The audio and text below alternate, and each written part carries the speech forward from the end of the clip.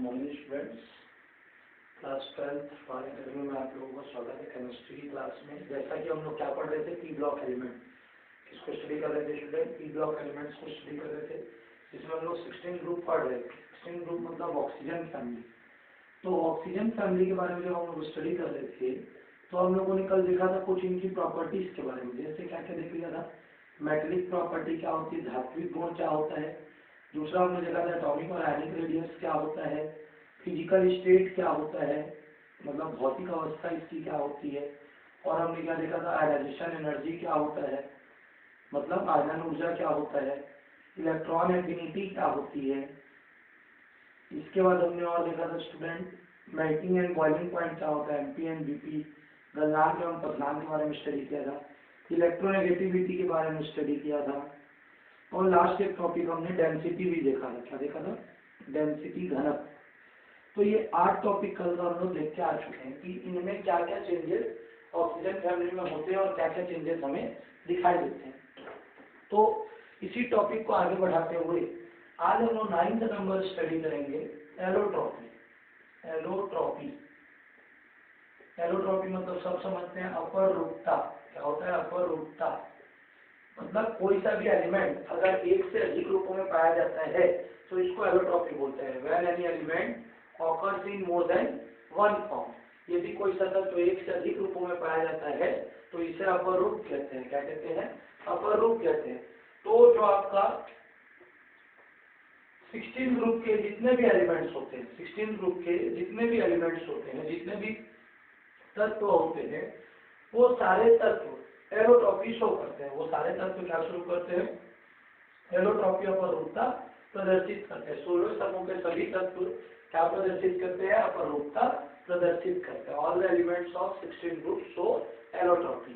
मतलब ऑक्सीजन के कितने एलोट्रॉप्स होंगे, ऑक्सीजन के 2 एलोट्रॉप्स होते हैं। एक होता है डाई ऑक्सीजन, जिसका यूज हम लोग श्वसन क्रिया रेस्पिरेशन में करते हैं, और एक होता है ओजोन। क्या हो जाता है स्टूडेंट, ओजोन। उसी तरीके से सल्फर में आए तो सल्फर के कितने होते हैं, अल्फा, बीटा, गामा, 3 सल्फर होता है, और एक मिल्क सल्फर भी होता है 4। तो इस तरीके से इसके 4 अपर रूप होते हैं। 4 क्या होते हैं, इसके पार्ट्स होते हैं, alpha, beta, gamma and plastic या मिल्क सल्फर। और उसके बाद सेलेनियम में आए तो सेलेनियम के 2 अपर रूप होते हैं। एक होता है लाल, रेड, और एक होता है भूरा। भूरा मतलब ब्राउन।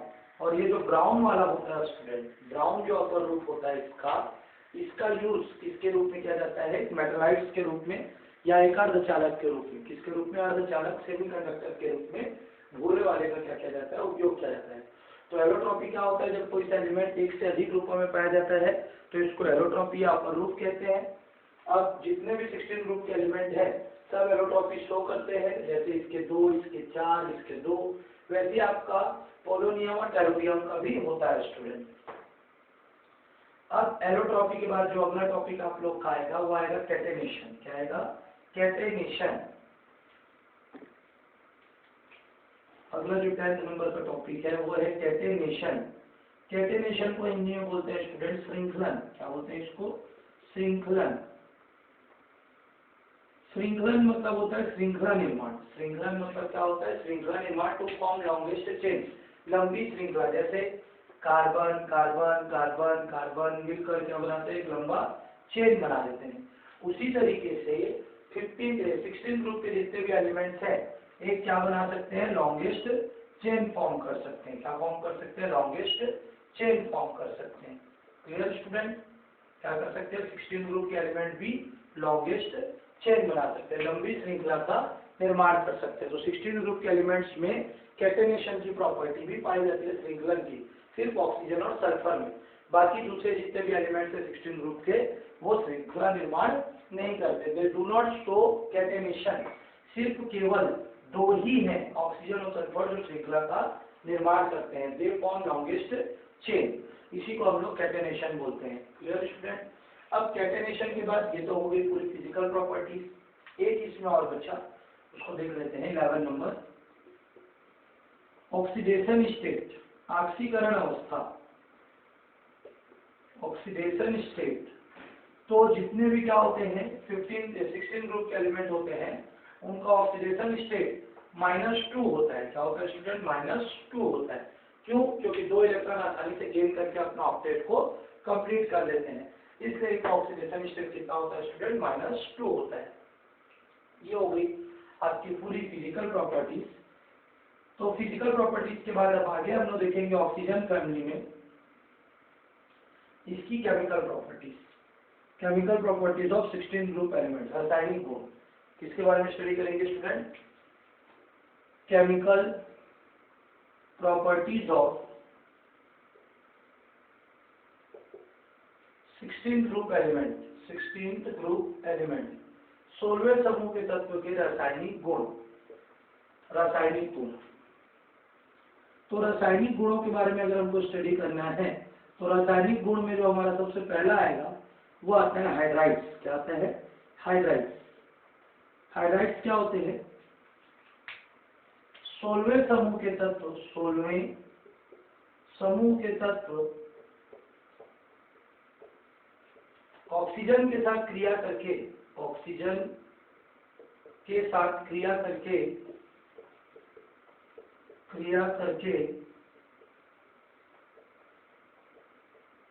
हाइड्राइड निर्माण करते हैं, हाइड्राइड निर्माण करते हैं।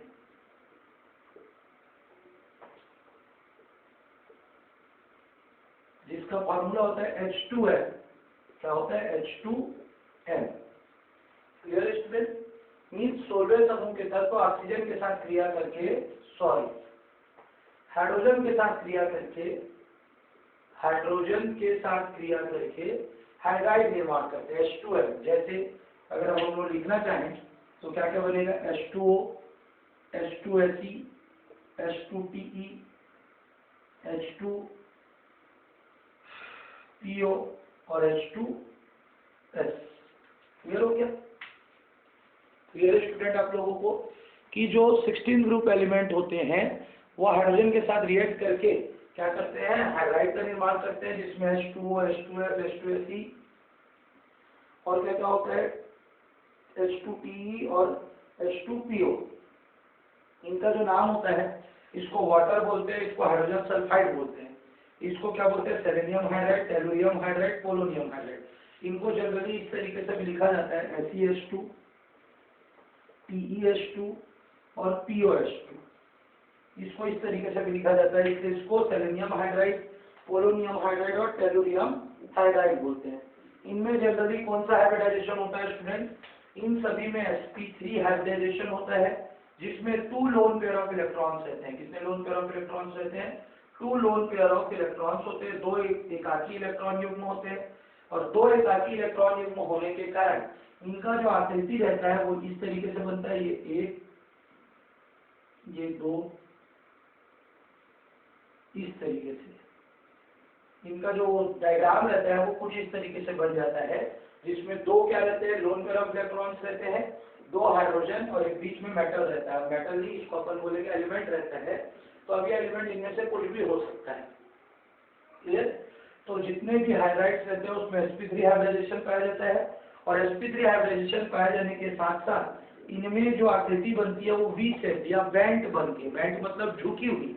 कैसे बनती है? बेंट या वी शेप्ड बनती है।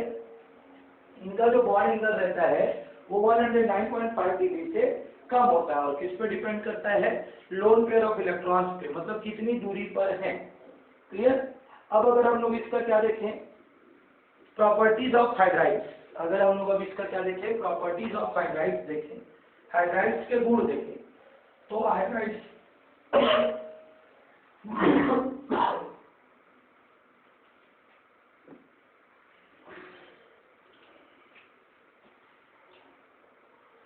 प्रॉपर्टीज ऑफ हाइड्राइड्स, हाइड्राइड्स के अगर गुण देखें, पहला उष्मीय स्थायित्व, थर्मल स्टेबिलिटी।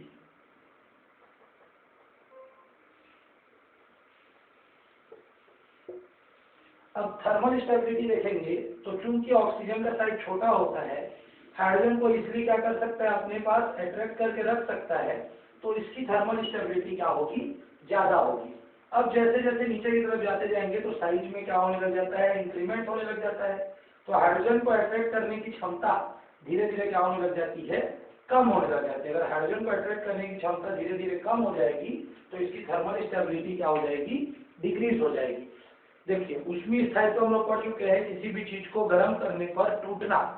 तो जब हम लोग हाइड्रोजन और वाटर की बात करेंगे, H2O की बात करेंगे, तो H2O में ऑक्सीजन के साइज छोटा होता है, हाइड्रोजन को अपने में चिपका कर रखता है। तो जब भी उसको गर्म करते हैं तो उसको तोड़ने में हमको ज्यादा एनर्जी की आवश्यकता होती है। लेकिन जैसे ही हम लोग हाइड्रोजन के सीरीज में ऑक्सीजन के सीरीज में नीचे की तरफ जाते जाएंगे, ऑक्सीजन, सल्फर, सेलेनियम, टेलुरियम, तो ये हाइड्रोजन को ज्यादा देर तक अपने पास क्या नहीं कर सकते, स्टोर करके रख नहीं सकते, क्योंकि इनका साइज बड़ा होता है। और जब इसको गर्म किया जाता है तो आसानी से हाइड्रोजन को क्या कर देते हैं, लेफ्ट कर देते हैं, निकाल देते हैं। इसलिए ऊपर से नीचे जाने पर थर्मल स्टेबिलिटी डिक्रीज होती है, उसमें स्थायित्व कमांड कम होता है। दूसरा अम्लीय प्रकृति, एसिडिक नेचर। दूसरा आ जाएगा एसिडिक नेचर, अम्लीय प्रकृति। अब देखेंगे तो ऊपर से नीचे जाने पर अम्लीय प्रकृति इंक्रीज होती है।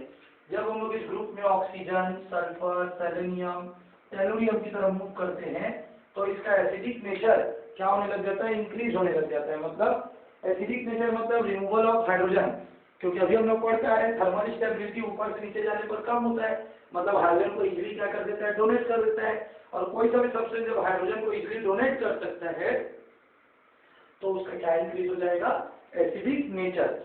अभी हम लोग पढ़ के आए हैं थर्मल स्टेबिलिटी सबसे ज्यादा वाटर का होता है। मतलब वो पकड़ के रखता है, पकड़ के रखेगा तो इजीली हाइड्रोजन को डोनेट नहीं करेगा। लेकिन जब हम लोग नीचे जाएंगे तो हाइड्रोजन को आसानी से डोनेट कर देगा। और ब्राउस्टेड लॉ की थ्योरी के अनुसार ऐसे सब्सटेंस जो हाइड्रोजन को डोनेट करते हैं वो एसिड कहलाते हैं।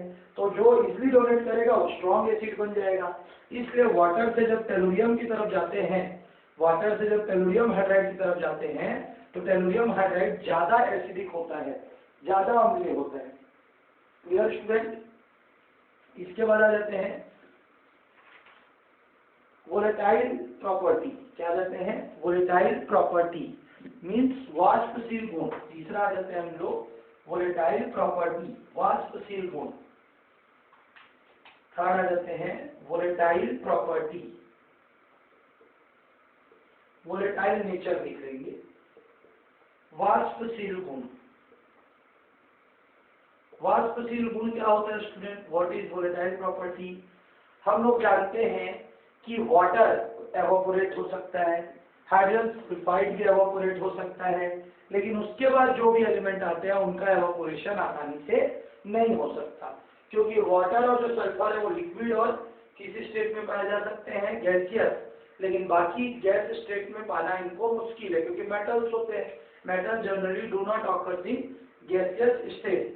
देयरफॉर इसी कारण कि H2O और H2SE तक, H2S तक जब जाते हैं तो इसका वोलेटाइल नेचर, वाष्पशीलता क्या होने लग जाती है, बढ़ने लग जाती है। इसके आगे अगर हम लोग SeH2, TeH2 इस तरफ जाना मूव करते हैं तो वोलेटाइल नेचर डिक्रीज होता है। मतलब यहाँ से यहाँ तक क्या होगा, इंक्रीज, और इधर जब जाएंगे तो क्या हो जाएगा, डिक्रीज। मतलब यहाँ से यहाँ पे भी जाएंगे तो भी क्या होगा, डिक्रीज होगा। मतलब वाटर से लेकर हाइड्रोजन सल्फाइड तक इसका वाष्पशील गुण बढ़ने लगता है, और हाइड्रोजन सल्फाइड से लेकर टेलुरियम हाइड्राइड तक इसका वाष्पशील गुण कम होने लगता है स्टूडेंट। अगला है रेड्यूसिंग प्रॉपर्टी। अगला क्या है, reducing property. Fourth number, fourth इसकी प्रॉपर्टी है रेड्यूसिंग प्रॉपर्टी।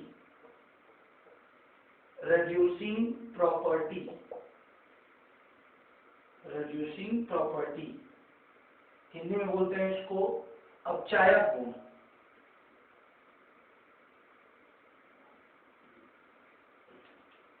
अब रेड्यूसिंग प्रॉपर्टी क्या होगा, ऊपर से नीचे जाते हैं तो MH क्या होता है, बॉन्ड वीक होने लग जाता है। MH बॉन्ड वीक होने लग जाता है मतलब हाइड्रोजन आसानी से डोनेट हो जाएगा। हाइड्रोजन का निकलना क्या कहलाता है, ऑक्सीडेशन। तो इसकी रेड्यूसिंग प्रॉपर्टी ऊपर से नीचे जाने पर बढ़ती है, ऊपर से नीचे जाने पर इसकी अब चाहे गुण क्या होने लग जाती है, बढ़ने लग जाती है। Clear student, is there any doubt? Hope आप लोगों को समझ में आया होगा। इसके आगे देखते हैं हम लोग नेक्स्ट टॉपिक।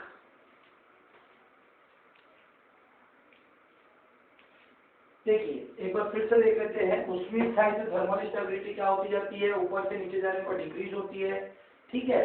दूसरा क्यों डिक्रीज होती है, साइज बढ़ता जाता है, हाइड्रोजन इजीली डोनेट हो जाता है। वैसे एसिडिक नेचर वही है, जब साइज बढ़ेगा हाइड्रोजन इजीली डोनेट होगा तो ब्रोस्टेड थ्योरी के अनुसार वो स्ट्रॉन्ग एसिड होता जाएगा, तो ऊपर से नीचे जाने पर एसिडिक नेचर भी बढ़ने लगता है।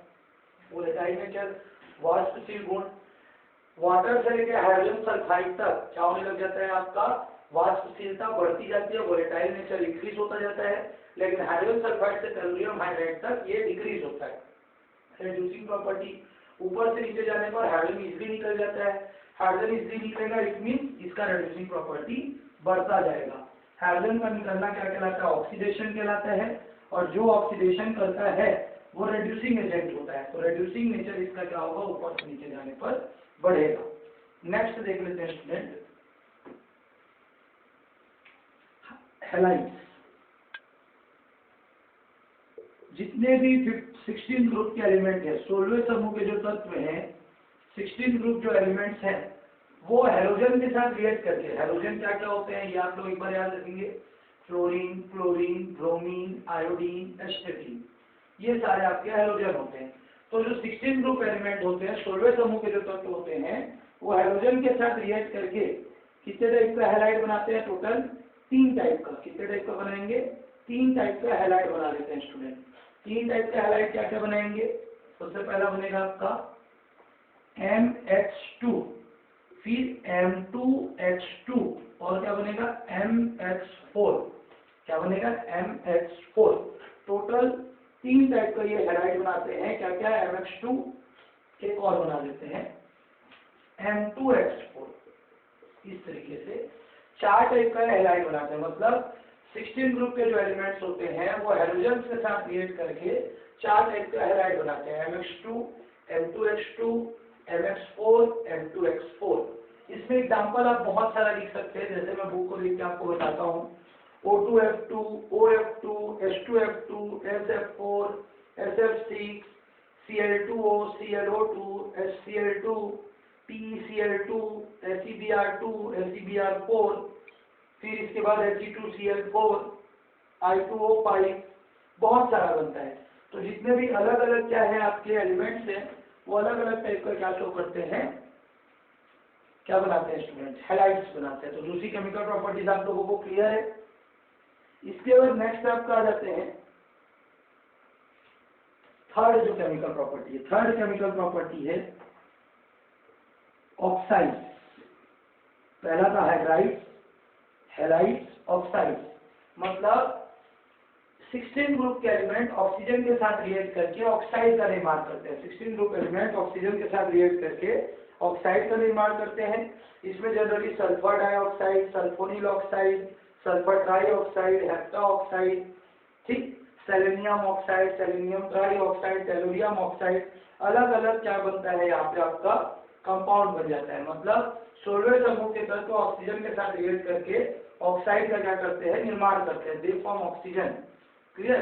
अब इनमें जनरली जो हाइब्रिडाइजेशन पाया जाता है वो sp पाया जाता है, sp और sp2। क्या पाया जाता है, sp और sp2। क्लियर स्टूडेंट, मींस जितने भी अभी ऑक्साइड अपन पढ़ रहे हैं इनमें जनरली कौन सा हाइब्रिडाइजेशन देखने को मिलता है, sp और sp2 हाइब्रिडाइजेशन देखने के लिए मिलता है स्टूडेंट। Thank you.